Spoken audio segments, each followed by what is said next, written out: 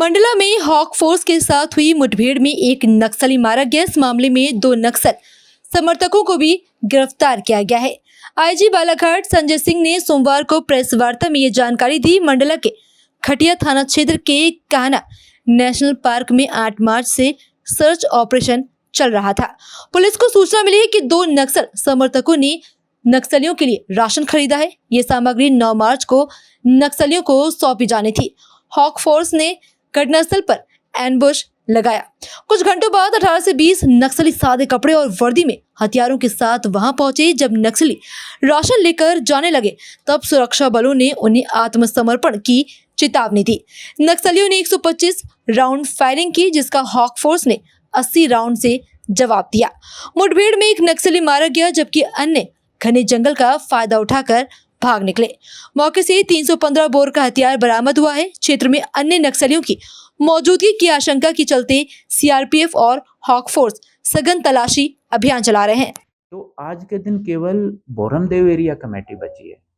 जो खटिया mocha area committee थी वो 2019 में डिसबैंड हो गई।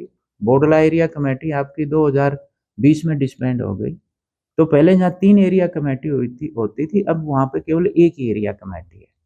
तो हमने इनका एरिया काफ़ी श्रिंक कर दिया है।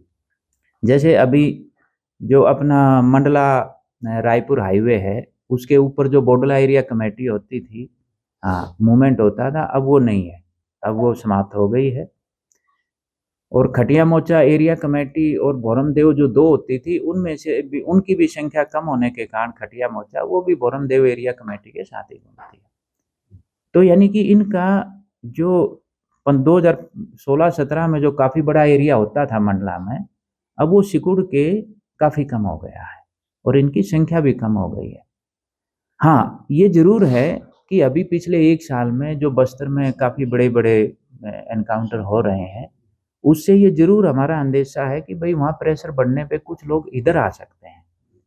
तो उस बारे में हम जो है ना, हम बिल्कुल फुल्ली अलर्ट हैं और हमारी पूरी तैयारी भी है। और पिछले कुछ दिनों में हमने काफ़ी अच्छी कार्रवाइयाँ भी की हैं।